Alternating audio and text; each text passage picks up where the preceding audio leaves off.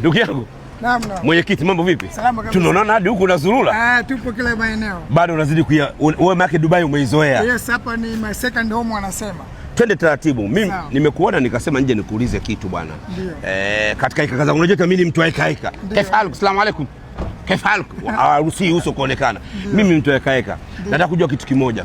Wewe umekaa huko miaka 16. Unajua Dubai. Unahisi kwa vijana kama sisi kuna opportunity kweli huko au watu wanakuja kuuza sura tu? Opportunity hapa Dubai ipo kubwa sana. Dubai kwa vijana fursa zipo kubwa sana. Acha masiara. Yes, Dubai inaendeshwa na ubunifu.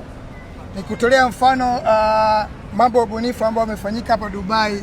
Gorofa kubwa duniani liko hapa Burj Khalifa. Na ile ni ubunifu wa wao kama wao. Yaani kama wao Dubai wanatafuta watu wenye akili kubwa, watakuja na ubunifu ambacho tofauti na sehemu zingine.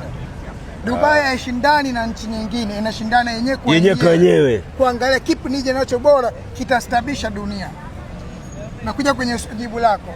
Fursa ya vijana ipo. Na ndio maana sisi kama Tanford tumekuja na program. Ndani ya program yetu yote ile kuna program ya Youth Innovation.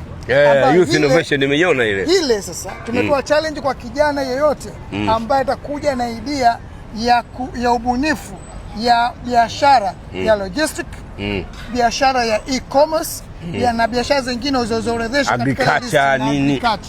Akija na ubunifu wa kipekee ambao utasaidia nchi, itasaidia yeye mwenyewe personal na itasaidia jamii vile vile. Ule ubunifu sisi tutauchukua na pale akija ataweza kuelezea mbele ya wawekezaji.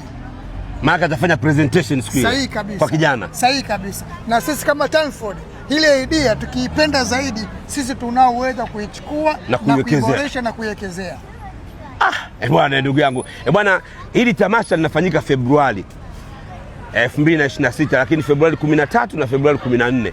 Unachotakiwa kufanya ni kuingia www.tanforduae.com.